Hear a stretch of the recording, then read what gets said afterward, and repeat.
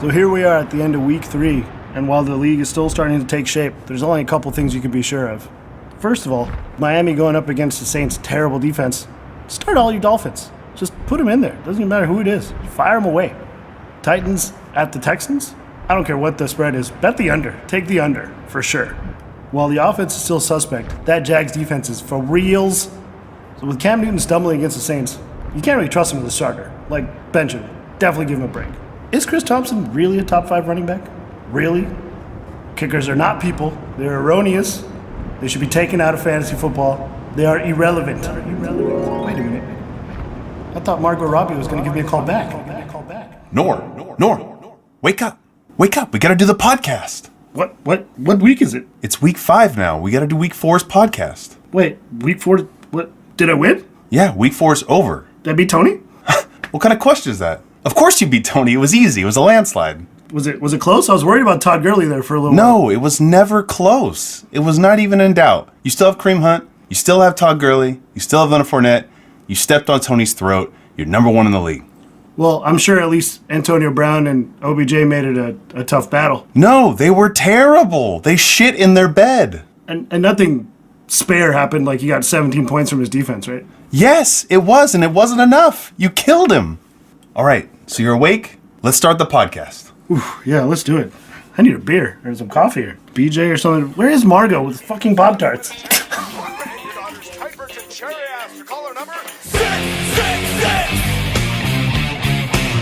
some sweet stuff. I'll stuff you. Get stuffed. You stuffed her like a Thanksgiving turkey. They call me November Man. November, man. We're already off the rails. All right. That's not even denominator this week. What happened? How did we lose control? This is why I'm going to have low back problems at the end of the season. I'm just like, hello. Hello. It's me.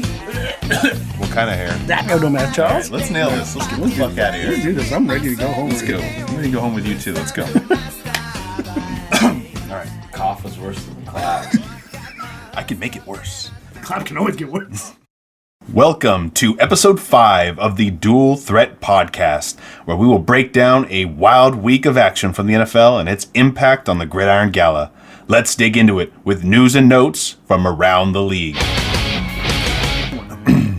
ESPN's Rob Demovsky, you Russian son of a...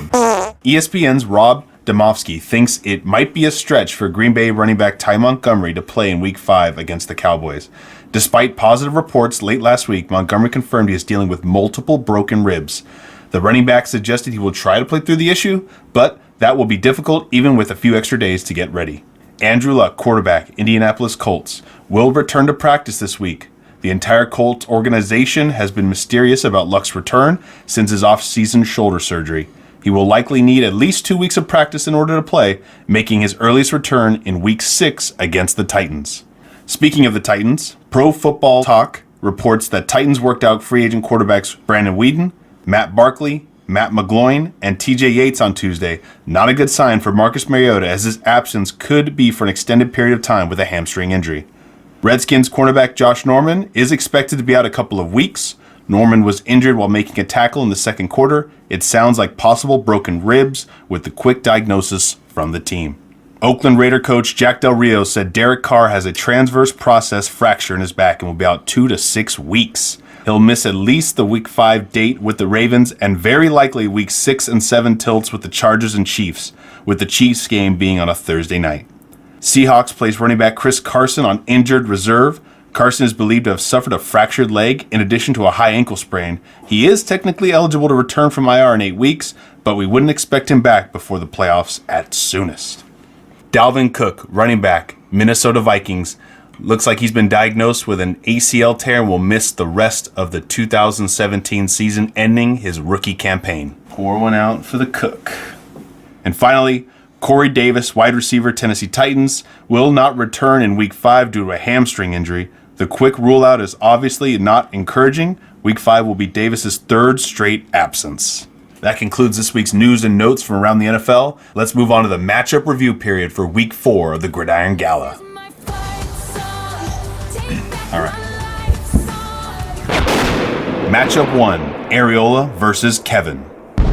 Man of the match. It's the man Greg Zuerlein had one of the best performances from a kicker in the history of fantasy football, as he was 7 of 7 in his field goal attempts and was good from distances of 28, 30, 33, 43, 44, and 44, and 49 yards to go along with 2 extra points. He finished with 27 fantasy points and really added insult to injury as he made up more than 1/4 of Kevin's team total. Holy shit. Don't let Dream Nor fool you here. Kickers are people too, and Kevin Zuerlein made it very clear that he's a force to be reckoned with as long as he's on Kevin's team. Biggest disappointment. You suck! Mike Gillisley has compiled 2 bad games in a row now as he followed up his poor 3-point effort in Week 3 with a 4-point effort in Week 4. It appears that without the potential for touchdowns, Gillisley's fantasy value is pretty capped. It will be difficult for the Pats to ride Gillisley in the second half, as the Pats defense hasn't performed well enough to have the defending champs sit on a large lead and feed the fifth-year pro enough carries to be a consistent performer. Overall thoughts. Mike took a lot of chances this offseason with big investments in players' salaries, and it appears to not be paying dividends as consistency continues to be an issue on this roster. Kevin's ability to pull points from a variety of areas continues to shine, and both of Kevin's waiver wire running backs combined for 19 points this week, and he continues to shine with a large amount of his starting roster made up of former free agents. Kevin continues to showcase why he is a 2-time champ in this league, and even without David Johnson, moves to 4-0 on the season, while Mike drops to 0-4. Yeah, we can't say enough about the work that Kevin's been doing with his team so far this year. It's one thing to talk about the average points against. I mean, that's obvious, it's documented, but it's not like he's playing the wrong people and it's a nail-biter. He's playing the right people at the right times. They're hitting their stride, and he's getting things done. It's impressive. I don't know which wizardry school he went to, but clearly there's something otherworldly going on here. Matchup 2, Tony versus Nor. Man of the match. Todd Gurley shined in this closely contested matchup, and it was Gurley's 3rd straight game with 20-plus fantasy points. Just as impressive as his rushing yards, Gurley has 234 yards and 3 touchdowns through the air this season, averaging 5 catches a game. Gurley proved to be the haymaker needed in this battle of fantasy juggernauts and sealed the victory for Nor. Biggest disappointment. Antonio Brown really let Tony down in a big spot here as he finished with just 4 catches for 34 yards on 9 targets. The Ravens defense was obviously keyed in on Brown as he had by far his worst game of the year, while his teammate Le'Veon Bell finished with 39 total touches. The Steelers' offensive game plan ran through Bell this week, which was poor timing for Tony. Overall thoughts?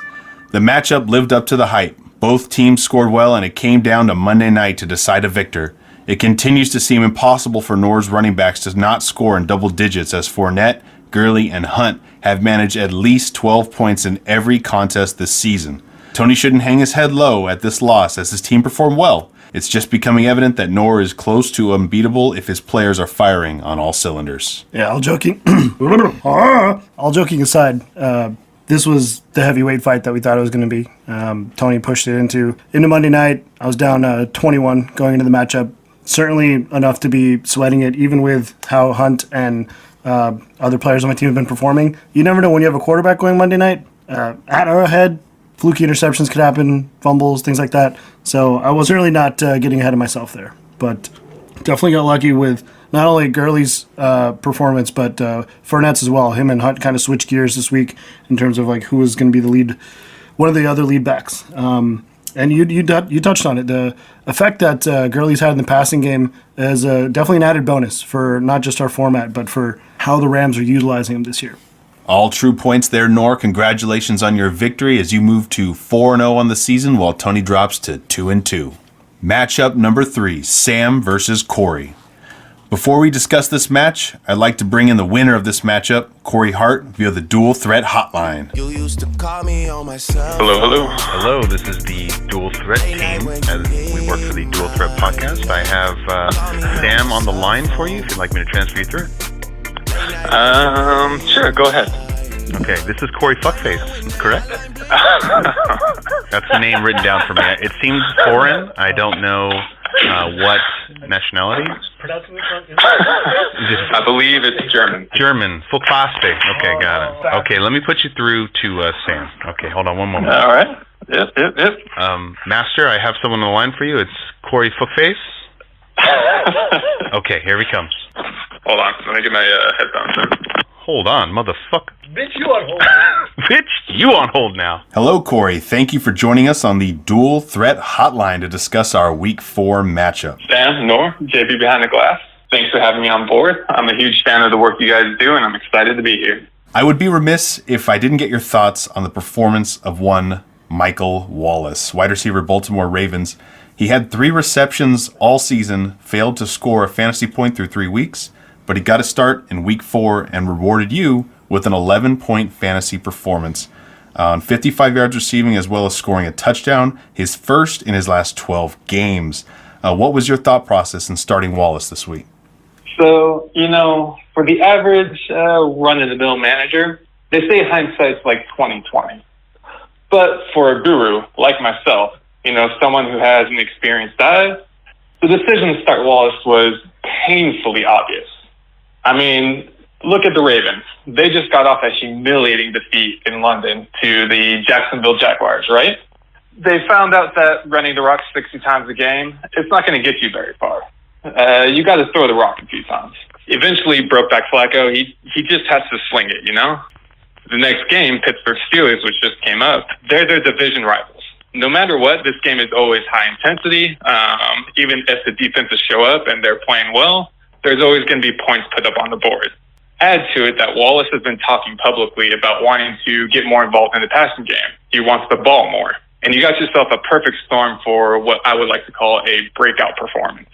And honestly, he should have ended up with like 120 yards and a touchdown on Sunday. Early in the second quarter, he dropped a perfect pass from Joe Flacco that would have turned into an 80-yard touchdown. This kind of touchdowns they like to score 2, 3, 4 times a year. So it felt like kind of a letdown to me, but it was still nice to see that he got his 55 yards and a touchdown this week. Well, Corey, if he did catch that pass and score and end up with, like you said, over 100 yards and 2 touchdowns, then it wouldn't have been Mike Wallace, just as you expect a few drops from someone like Ted Ginn. Mike Wallace is Mike Wallace. He's jumped around from team to team because of plays just like that. So it's good to see that you expected more, but only 11 points out of Wallace. I apologize for that. I feel sorry for you that he only got 11 times more fantasy points than he had all season. So moving on. Dez Bryant has exceeded double-digit fantasy points just once through 4 games. How concerned are you with Bryant's production thus far in 2017?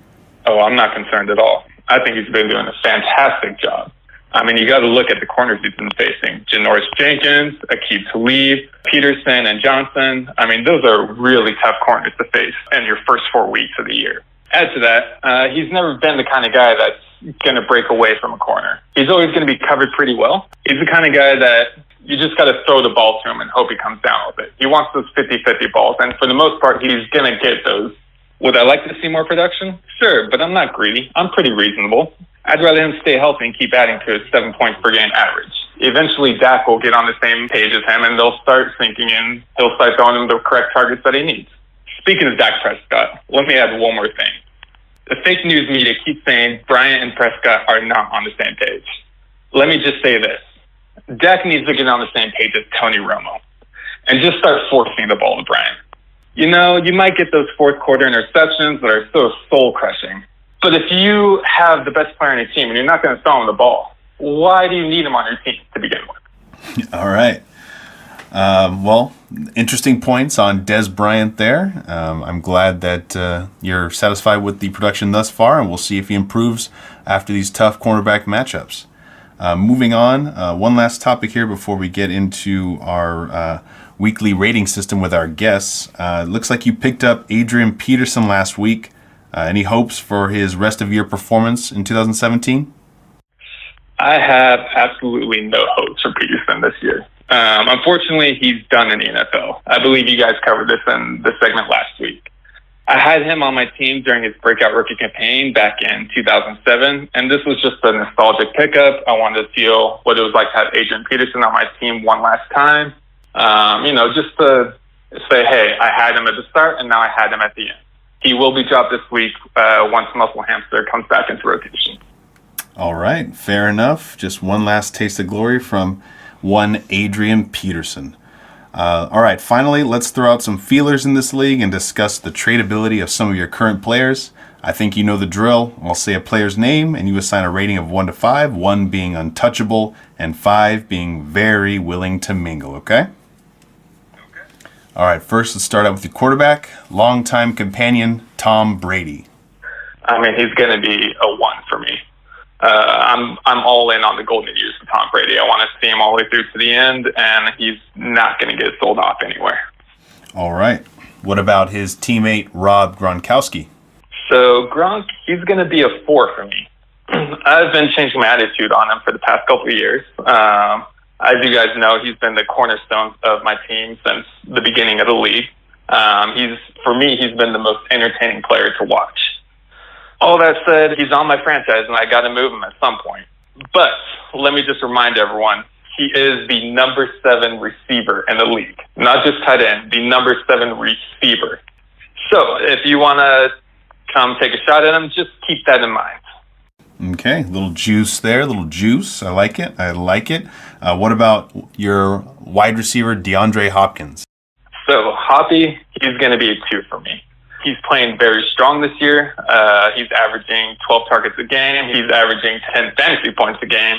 And his salary is only at $15. That's pretty much everything you can ask for in a wide receiver. And as Sam knows very well, I've invested a lot of capital just to acquire Hopkins. So I would like to keep him around, but if you throw me an offer I can't refuse, I'm willing to give him up. All right, fair enough. And what about your newly reinstated player, Doug Martin? Oh, he's a total 5. I mean, I would like to see what happens this week and how he gets integrated into the game plan for the Buccaneers. But I would love to move him as well. I'd like to see what I can get for him. I don't see him as a player-to-player trade. He's probably going to have to be part of a package deal because there's not enough value I would get going straight up one player for Doug Martin. All right, and finally, your longtime defense, the Seattle Seahawks defensive special teams. This one's going to be a 3 for me. I mean, this is my bread and butter. I love getting 10 points in my defense every week. They'll occasionally drop some goose eggs or some negative points like they did 2 weeks ago, but it's hard to get that value of defense where you feel like you're going to get 10 points every week. Again, if someone values their starting lineup, their entire starting lineup, like I value my entire starting lineup, then let's have a talk. All right. I love it. I love the willingness to budge on some of your longtime players. Nothing juices up a league like a sexy trade. So thanks for throwing those numbers out there.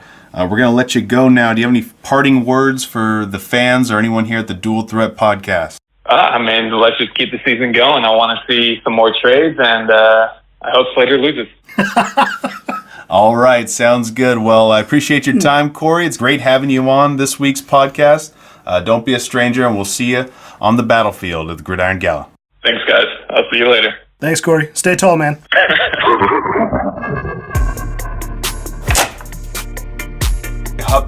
Nope, one take here. Oh, boy. There's your take. Man of the match. DeAndre Hopkins bucked his inefficient start to the season and hauled in 10 of his 12 targets, finishing with 107 yards and a touchdown. The 16-point fantasy performance was his best of the season, and it appears that Hopkins is really starting to build a connection with rookie quarterback Deshaun Watson.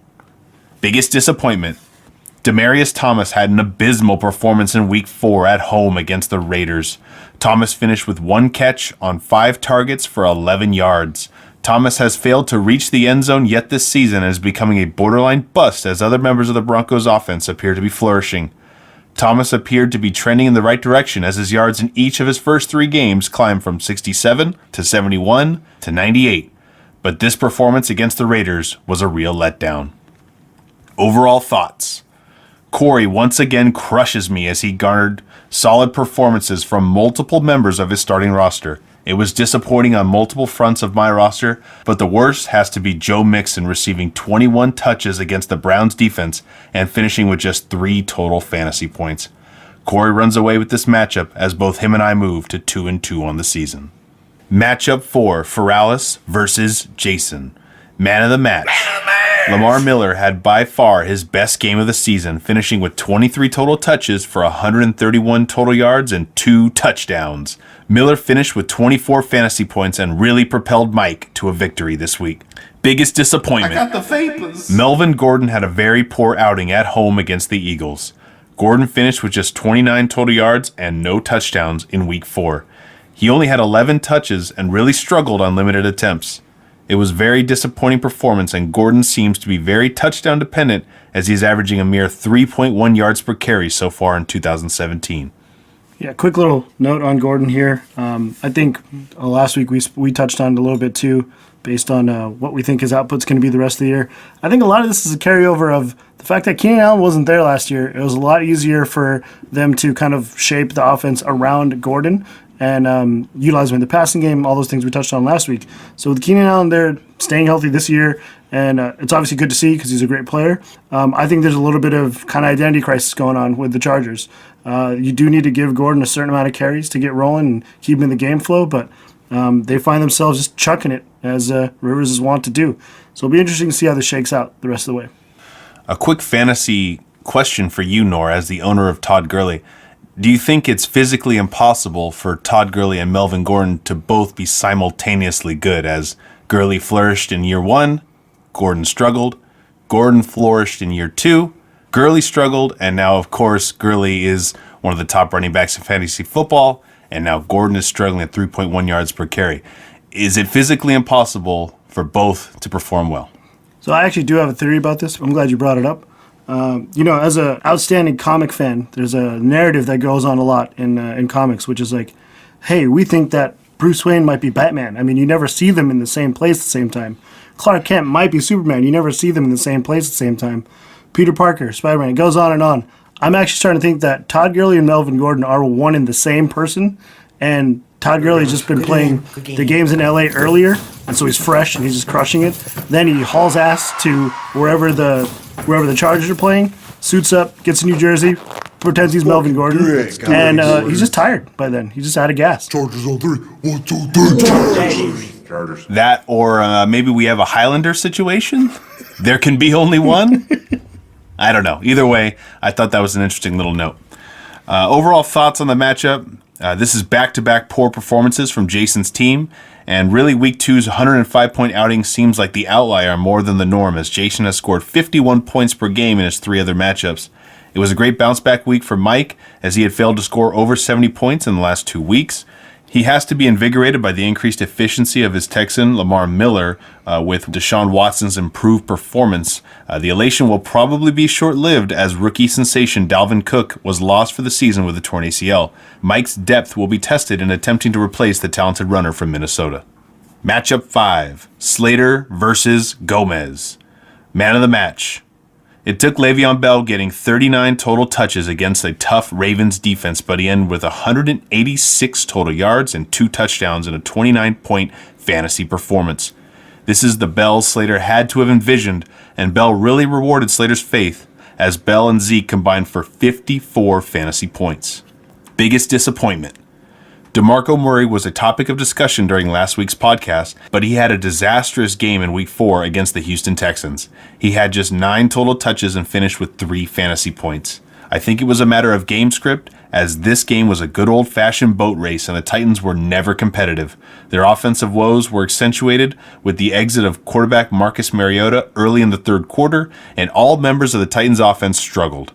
It remains to be seen if Murray can be a consistent producer, but Gomez has to be disappointed with this initial performance. Overall thoughts.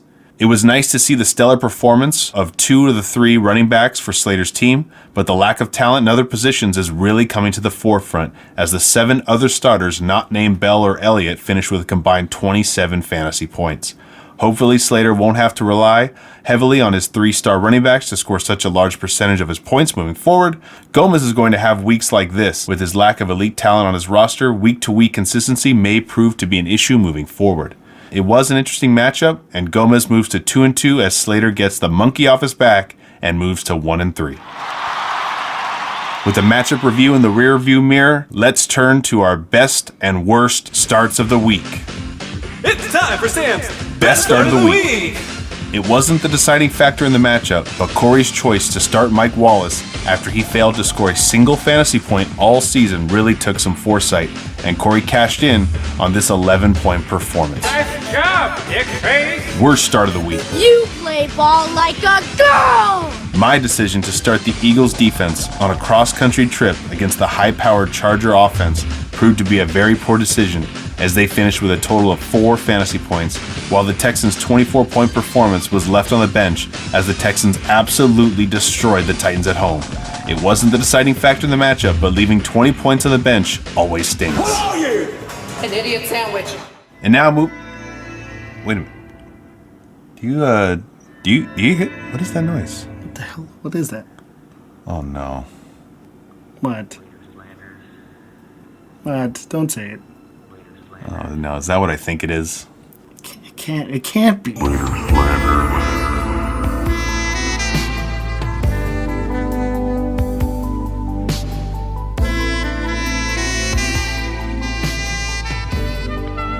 Alright, thanks guys.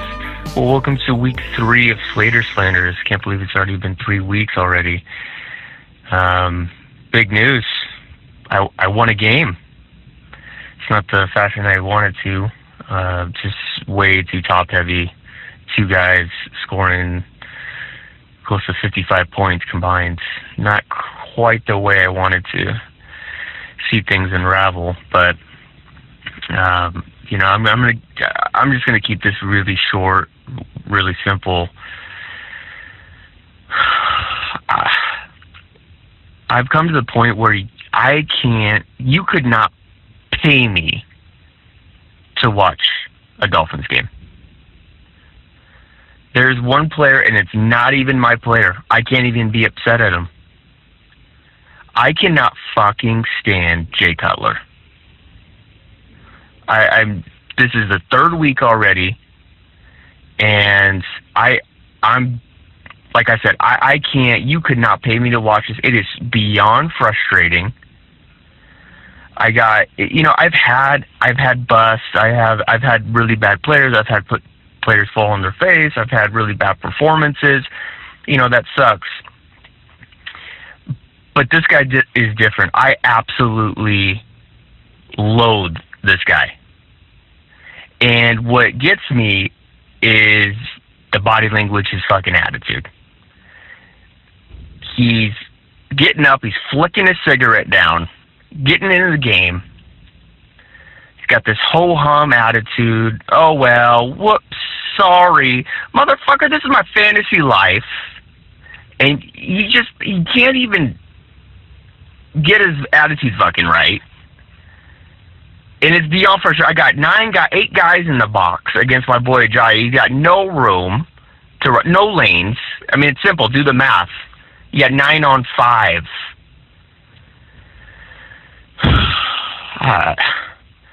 That's the thing that gets me is I can't.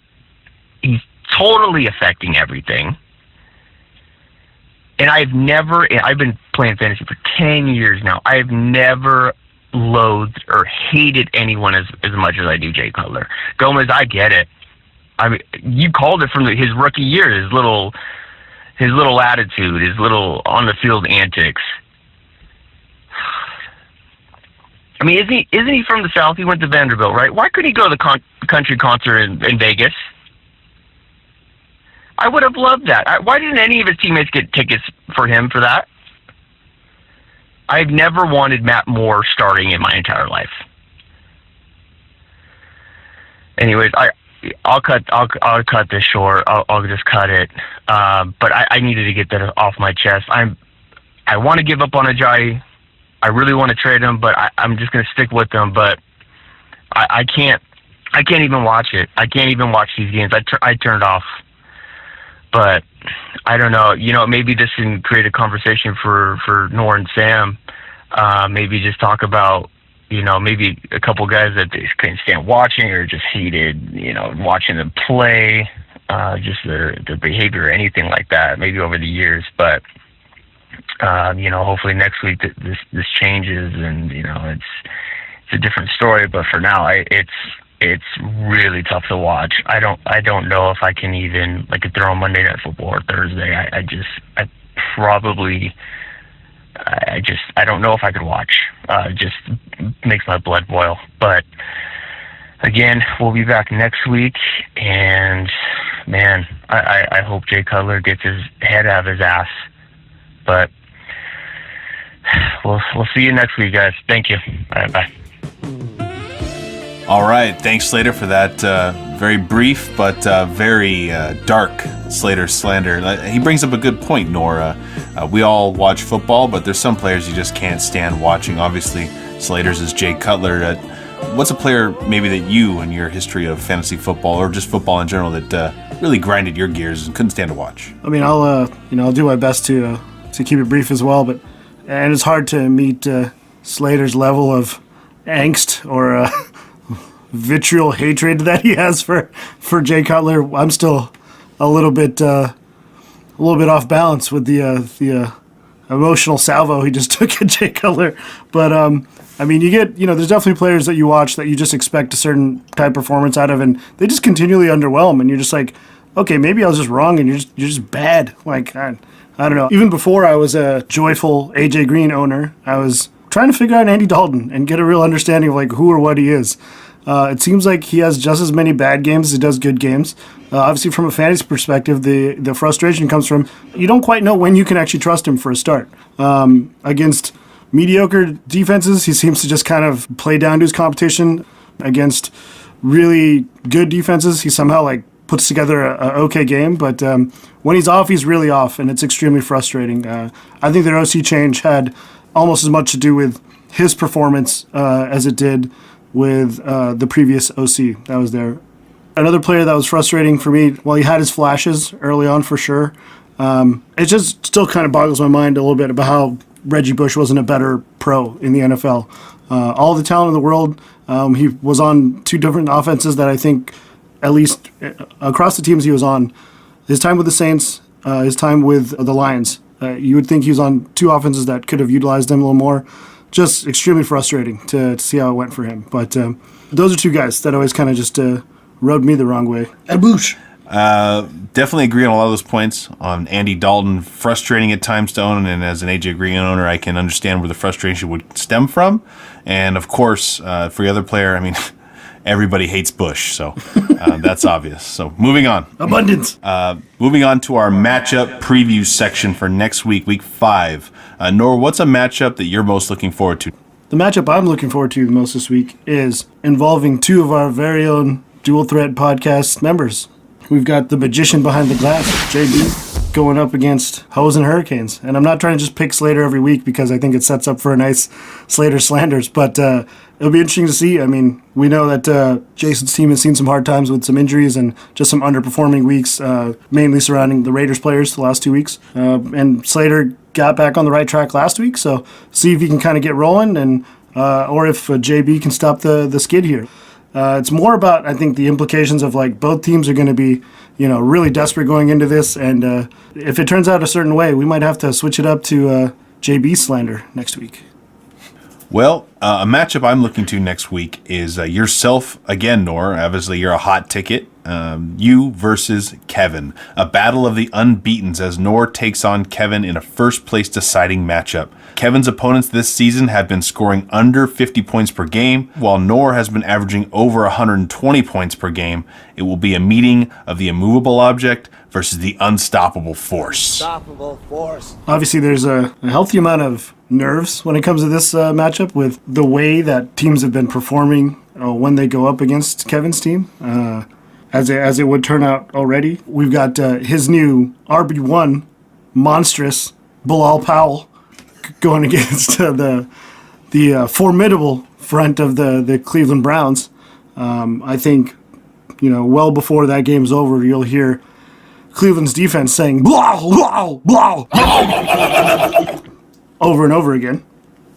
But he's been doing work. He's been, as the kids say, he's been eating out there. You might even say he's at Bilal You Can Eat buffet. Oh, my God. So it'll be interesting to see how that works. I I've got to make a move here and find a spot start at quarterback. So I think things are already kind of swinging Kevin's way in terms of who I end up getting, how they end up performing. The early buy was something I was aware of with Kirk Cousins from when I drafted him, actually. I thought after week 1, picking up Sam Bradford would have been the perfect scenario playing against Chicago. Obviously, a defense you're not that scared of, but Bradford hasn't seen the field in 3 weeks, so don't know if I can really trust him. And I don't want to get painted into a corner with not having quarterback until too close to game time, so I'm going to have to make a move soon. All right, Nor, let's go to our weekly section with some tough start-sit decisions.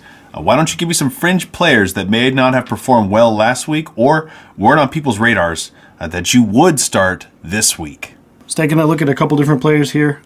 So first one right off the bat, he's already been involved in a trade. He's obviously a prominent rookie coming into this year, Joe Mixon, playing at the Bills.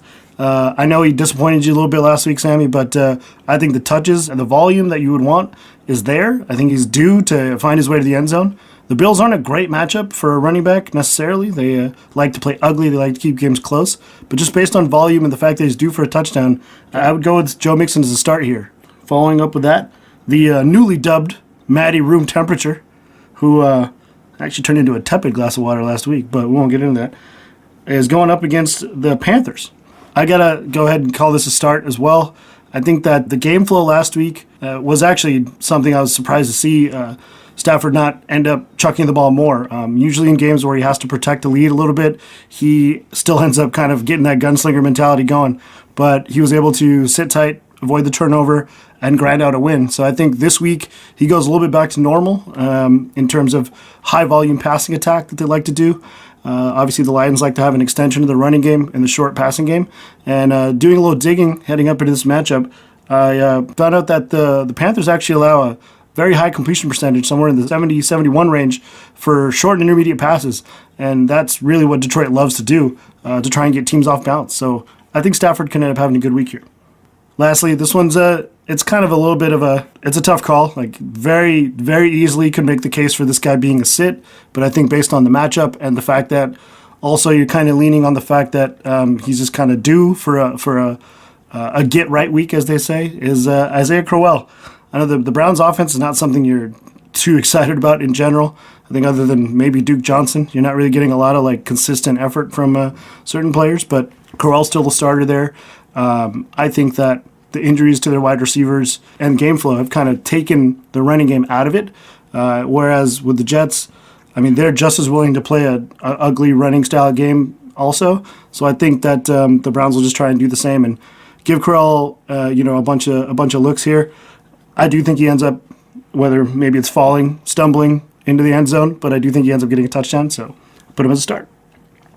All right, Nor. Great feedback there. How about some players that performed last week that may need to sit down this week? Sit down.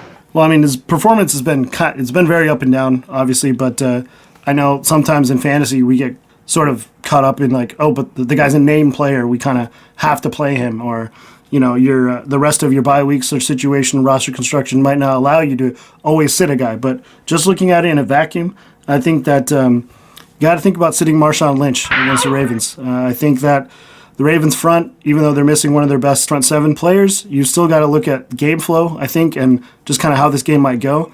I think with Derek Carr not being in there and them relying on EJ Manuel, it's going to be a heavy dose of running, and while that may favor Marshawn in terms of getting touches, I think all of the backs get involved. And so really, unless you are very confident he's going to end up getting a touchdown, I just think it's going to be hard to lean on him this week. Next, we got LeGarrette Blount against the Cardinals. Sit down. All jokes aside, Tony made the right call last week starting LeGarrette Blount. He had a very good game. He didn't even lead them in touches, I believe, but he still had the best output of the game. He almost banged in a touchdown later in the game, got stopped 3 times inside the 5, but clearly he's their goal line back. All that being said, I think the front against the Cardinals is clearly good at stopping the run, and I think that with Blount, you're truly expecting him to be, he's touchdown dependent in terms of volume and throughput, and I think game flow here might run away from Blount being on the field that much. I think against the Cardinals defense, you're going to try and pass your backs a little more, try and get Wendell Smallwood involved in the game, use him a little bit more. So again, similar to Lynch, Blount's a touchdown dependent guy. Lastly, we got Kelvin Benjamin, the player that I've had on my roster before. I'm a big fan of the guy. I think he does mesh well with Cam at times, but I think the matchup here is just not ideal. And yeah, Cam had a great week last week, sort of like a renaissance to, or a throwback to his MVP form, if you will. Benjamin still had a good game. He had 4 catches for 104 yards, I believe. Thing is, he got 43 yards on 1 catch amongst his totals. So it's not just that he is relying on the big play, but he still wasn't getting the touchdown love either. Obviously, as defenses roll to him, Funchess gets involved. Those kinds of things are happening. But, Cam takes away from Kelvin's touchdown upside as well, because if he's going to just decide to take it himself and pound it up in there, then you're going to lose out on those kinds of touchdowns for Kelvin as well. Lastly, Darius Slay is one of the better corners in the league. I think he matches up pretty favorably against Kelvin, and I could see this being more of just like a running kind of contest. All right, well, there you have it. Nor's starts and sits of the week. Now let's tie a bow on this podcast with our ceremonial review of the updated power rankings. Starting off at number 10, Mike Arriola, 0-4. At a certain point, you are what your record says you are. Mike has talented players, but to not have a win thus far, and the bye weeks begin next week, the future is not looking bright to Mike. He has a tough schedule through 4 weeks, but eventually the rubber has to meet the road as Mike's record continues to sink. Number 9, Jason Bercese, 1-3. It has been a drastic fall for Jason, as just a few weeks ago he was number 2 in these rankings, but 3 out of the 4 weeks Jason has failed to reach even 70 points. Marshawn Lynch has put up back-to-back 1-point performances, and good vibes emanated in week 1 have all but faded. Not to mention the pending health issues of both his quarterbacks, this season is quickly spiraling out of control. Number 8, Alex Gomez, 2-2.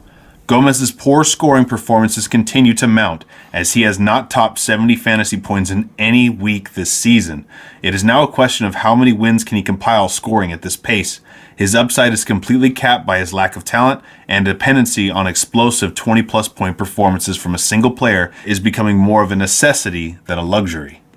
Number 7, Sam Nix, 2-2. It was a disappointing Week 4 performance as many players scored well below their average. It was nice to see another positive performance from Russell Wilson, but the inconsistency of my skill position players make it difficult to sustain success. Number 6, Alex Slater, 1-3. Slater's master plan presented itself in Week 4 as Bell and Zeke proved to be a very formidable duo. Slater isn't ranked higher on this list despite the stars on his roster because the depth of his other skill positions is concerning, and Matt Ryan's up and down play also forms cause for concern. Number 5, Michael Ferralis, 2-2. A nice bounce back week from Ferralis in Week 2 as Miller, Prescott, and Allen all performed well. The low touchdown potential continues to affect Mike's upside as Miller was his only skill position player to see the end zone, and the loss of Dalvin Cook for the season could really hamper his playoff chances. Number 4, Corey Hart, 2-2. Corey climbs the rankings here as Brady, Gronk, and Hopkins seem to be performing at a very consistent basis. It was also nice to see a bounce-back performance from the Seahawks defense as they excelled at home against a struggling Colts offense. Doug Martin's return in Week 5 should bolster his running back corps moving forward. Number 3, Tony Funston, 2-2. There's no shame in losing to Nor, and Tony put up a hell of a fight. Blunt's continued success has to be a welcome sight for Tony. Typically carried by his 3 wide receivers, he was let down in Week 4 as Beckham and Brown scored a combined 12 points. Better days to come for Tony. Number 2, Kevin Wallen, 4-0. At a certain point, the hate has gone too far. The reason why Kevin has had sustained success is he can see things others cannot. Much like Neo in the Matrix, Kevin appears to have deciphered the code of fantasy football, and despite how unattractive his roster appeared after the loss of David Johnson in Week 1, Kevin's ability to mold a roster is without question, and he has championed this group of misfits to an undefeated record. And of course, number 1, Nor Sandu, 4-0. In the words of DJ Khaled, another one. Nor continues to find consistent success from his talented roster. Not much to say here, as we all know the names and we all know the games. It's a shame he roasted Tony twice this week, once in a close matchup, and twice with the epic team name change earlier this week. Spit hot fire. Congrats on that. Nor, again, 1 through 10 here, you remain at the number 1 spot. You got any thoughts, any feedback? Actually, looking at your list, I'd have to say I agree with the placement of everyone so far. I think last week we had a little debate going on about certain teams landing in the bottom portions of the list, but I think it is right now, and I think it also shows you that from week to week, these rankings can change a lot. From the bottom 5, at least, I believe a lot of those teams were in different orders, or in a different order last week. As far as being near the top, hopefully my team can continue to keep rolling. The hits don't stop. Gotta take on the wizard that is Kevin Wallen this week, and his hocus pocus is already starting to get to me a little bit. I'm a little concerned, a little sweaty, and I'm scared. You want to walk your little baby nuts around the block, you won't make it to the corner. But if you're cool, you're a hero. Perfect. So let me put you on the spot here. Kevin and I get together every week to watch the games. We're going to have you there in person so that you can hopefully fight off this curse. Maybe Kevin goes undefeated because no one's there to challenge him. I think I owe it to my team to be there and support them and do the best I can to distract Kevin from Bilal Powell destroying the Browns. Blah! All right, Kevin, the gauntlet is thrown down. Undefeated versus undefeated. I'm more excited for this than I was McGregor and Mayweather. Got one time-tested champ and a rambunctious upstart fighter here, and I think the haymakers are going to be flying this Sunday. Well, that puts a bow on another episode of the Gridiron Gala Dual Threat Podcast. Thank you for joining us for another episode. We will see you same time next week. For my co-host Nor and JB behind the glass, and of course our special guest this week, Corey Hart, thank you for calling in. We bid you adieu. Bye-bye.